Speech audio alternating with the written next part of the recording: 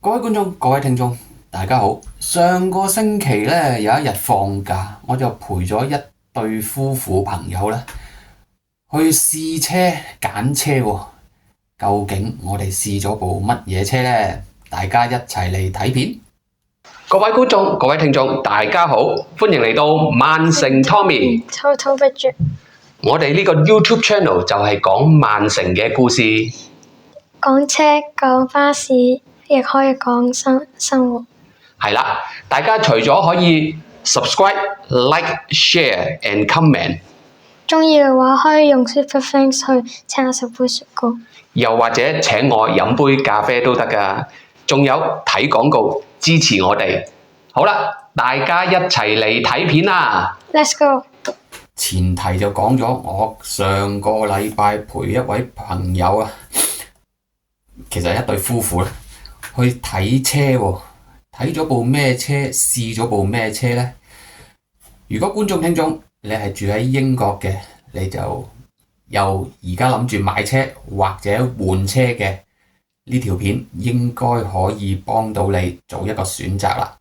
記住幫我睇片睇到尾，亦都幫我睇埋啲廣告，多多支持。咁上個禮拜呢，我哋就去睇咗。去咗凌志啊 Lexus 嘅專門店啊，睇咗部 Lexus 嘅 SUV model 就係 UX 250H 啦。咁如果熟悉車嘅朋友已經知我講緊邊一部，如果唔熟悉車嘅朋友亦都唔緊要，我會圖文並茂慢慢介紹呢部車有咩好處。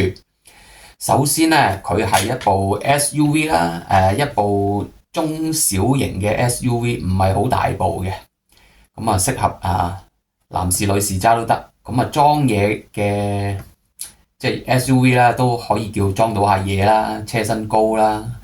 咁啊亦都係一部好慳油嘅混能車啦。講一講呢部 UX 250H 就係一部佢嘅引擎規格就係2.0公升直4氣缸嘅 Dodge 引擎。咁啊，其實另外咧，佢嗰個波箱咧係用 eCVT 波箱，即係 Toyota 同埋凌志最出名嘅無段變速波箱啊，行一套行星齒輪帶動嘅波箱，好複雜，而且我又唔係讀物理或者 engine 嘅，所以我就算睇過個 CVT 波箱嘅運作嘅片咧，我都唔識得解釋翻俾大家聽。但係總之 CVT 波箱就係無段變速啦。咁我自己以前揸嘅凌志 IS 啊嗰啲全部都係行緊 CVT 波箱噶啦。個好處係乜嘢呢？係好順滑，轉咗波嘅時候咧，你都好似唔覺得佢轉波咁樣嘅，所以係呢個係一個賣點啦。另外，佢嘅輸出馬力廠方數字就係181匹，都幾好力㗎。其實峰值扭力係190個峰值扭力。咁個扭力係有咩用呢？最緊要就係起步啊，靜止起步嘅時候，你 feel 唔 feel 到個車係夠力水啊？嗰個就係峰值扭力嗰個問題。同埋上車啦，當然係啦。同埋載滿人之後咧，你架車會唔會腳軟啊？嗰個就係峰值扭力嗰個數字啦。咁另外呢部車佢係行 hybrid 嘅，咁有咩好處呢？就係非常慳油。廠方嘅數字公佈就係50個 mile per gallon， 即係50個 mpg 啊，其實都好慳油下㗎啦。即係呢個數字係越大越好啦，當然。咁簡單啲講，我部 IS250冇 hybrid 嗰部，即係大家以前睇翻我舊片啦，1年前嗰條片我都拍過我自己部 IS250啦。嗰部車嘅 MPG 咧，我行咗3年幾，個數字都係得25.12度嘅啫。咁呢部係UX250咧，佢行到50個 MPG， 咁所以真係慳油，比起我以前部 IS250咧係慳一半啊，或者2倍啦，唔知點演繹好啦。即係總之係慳油啦，簡單啲講。咁仲有咩好處咧？呢部車由於佢係行 hybrid system 啦，佢個碳排放量係比較相對上低。咁喺英國個 road tax 啦，我 check 翻就係200磅一年嘅，係啦，係200磅一年。而佢個現疏嗰個 insurance group 咧係屬於26嘅。如果住英國嘅朋友唔知道個 insurance group 係代表咩咧？簡單啲講係由1至到52，number 越細嗰個普遍嘅保費係越平，最高係去到52啊嗰個 group，即係要用到嗰啲法拉利啊、蘭博基尼啊嗰啲咧就去到50幾、52噶啦，可以去到。咁呢部 UX 咧係只係去到26嘅咧，即係叫做一半一半啦。咁講咗呢一部車嘅優點或者賣點咧，咁我亦都要講講啊呢部車嘅缺點啦。咁個缺點係包括咗咩咧？佢嘅行李箱嗰個體積唔係你想象中咁大嘅，即係我目測啊，睇落應該係可以擺到2個大旅行篋左右嘅啫，擺唔到3個甚至4個啦。當然，即係兩個大旅行篋加2個手提行李篋咁上緊嘅空間啦。但如果你話唔係，我即係唔係經常要部車嚟車咁多嘢嘅話咧，咁係可以接受嘅。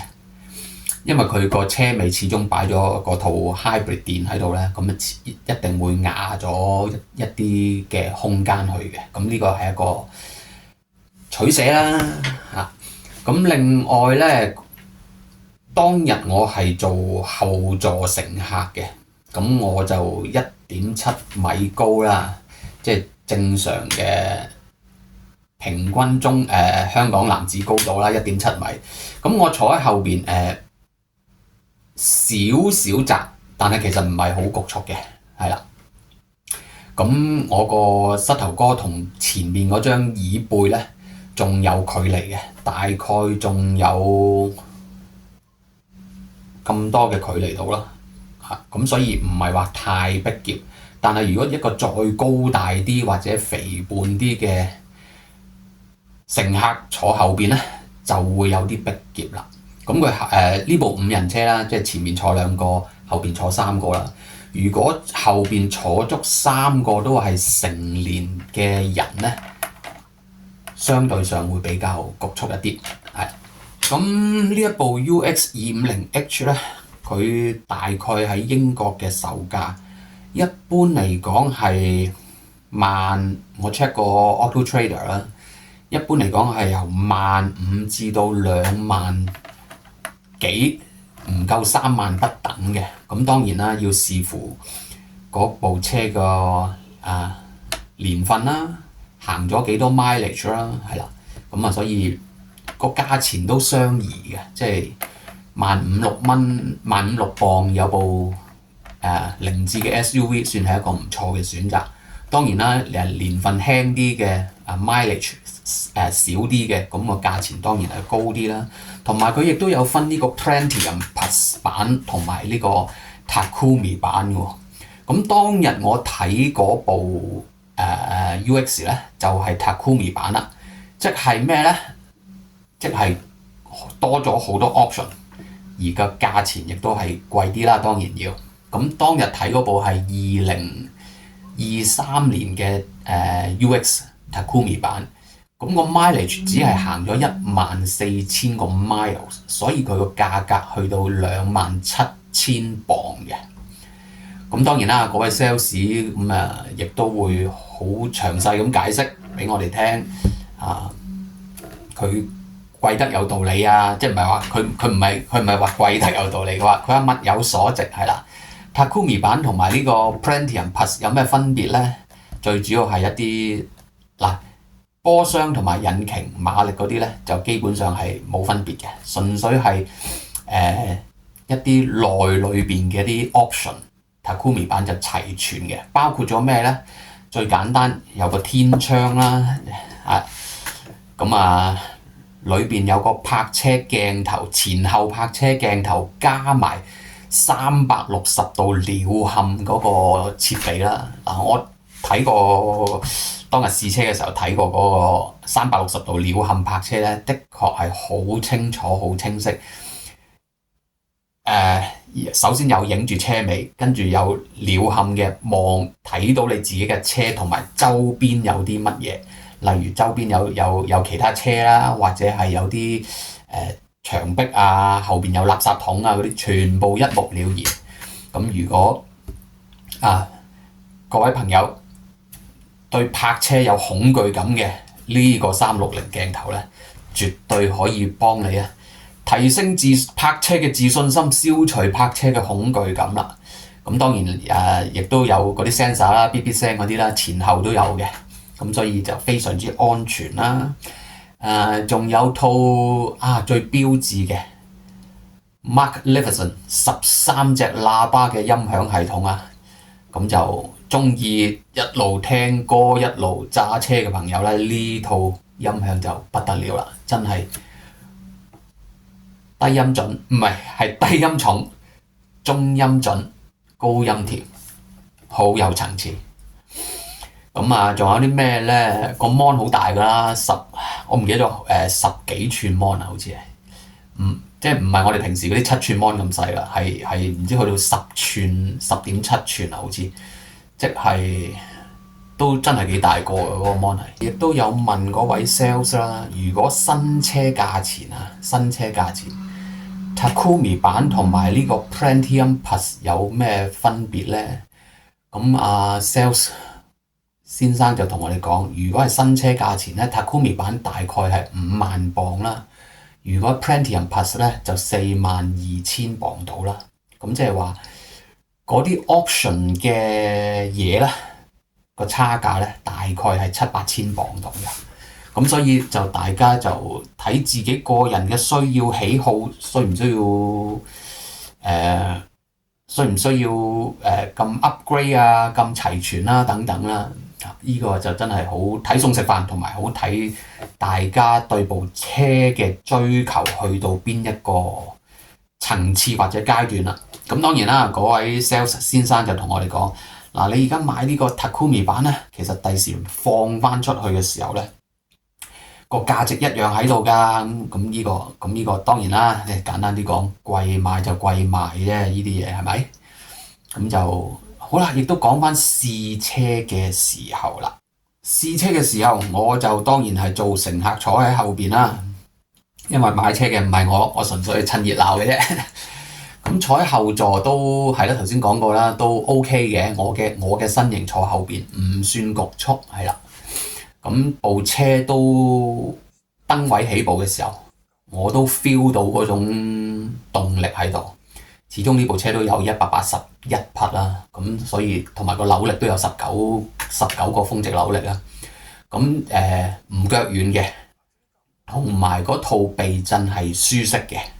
咁始終凌志呢個品牌咧，就係賣呢個舒適啦，容易操控啦，外表高貴啦，有一種生活品味嘅態度喺裏邊啦。咁所以係啦，亦都講翻佢個 CVT 波箱啦，真係都係嗰句，轉咗波嘅時候你都唔係好過佢轉波，所以係好線性咁去嘅嗰個轉波嘅感覺係好柔順嚇，好溫文爾雅嘅。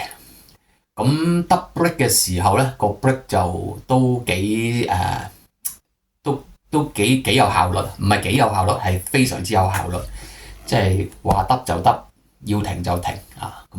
帶到好多安全感出嚟啦，可以嚇。咁就舒適嘅度嘅程度亦都唔錯啦，因為佢始終係一部SUV， 咁佢嗰套避震唔會好硬，係中挺至到柔軟啦，係啦，可以咁講，中挺至到柔軟。咁佢部行車電腦咧有3個 mode 嘅，有 Eco mode 啦，即係最慳油嗰個 mode 啦，有正常嘅 normal mode 啦，同埋有個 sport mode 嘅。sport mode 就運動啲啦，個速度感啊、軚感啊會嚟得比較強烈啲啦，係啦。